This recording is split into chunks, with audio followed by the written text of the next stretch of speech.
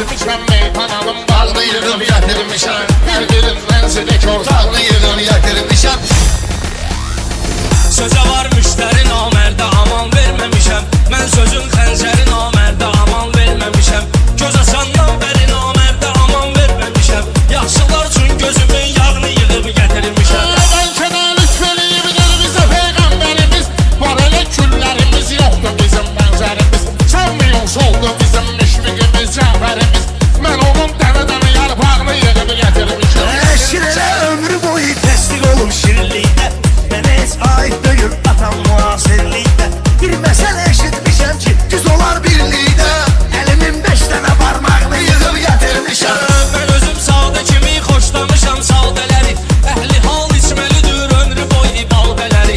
Dağlar güllələsin qoy bu haram cadələri. 5 nəfər ermənin ağını yığıb gətirmişəm.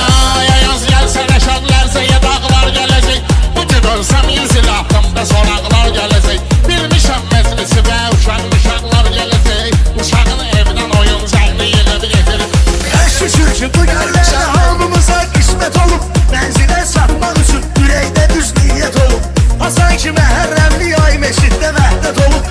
Tez Hüseynin qara bayrağını yığıb gətirmişəm.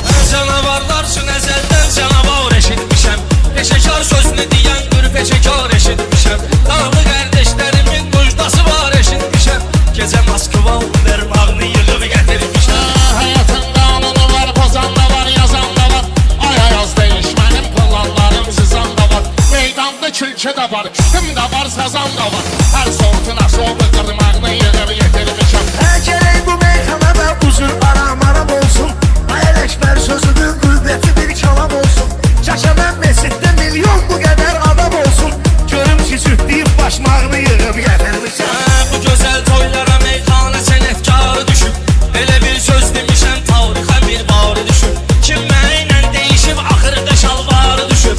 Birinci şalvarının bağını yığıb gətirmişəm. Fazəvad istəmirəm, fazədən adlanmağamı. Hazıram həmişə elmiylə savadlanmağamı. Qoymaram bunların meydanda qanadlanmağamı. Məməm Bakıda sancağını yığıb getirmişəm.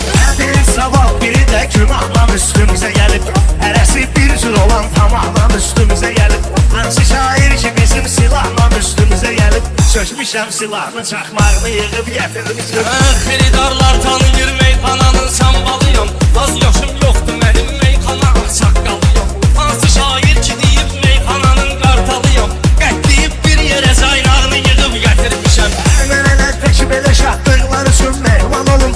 Elə meyxana deyib axıra qədər heyran olum.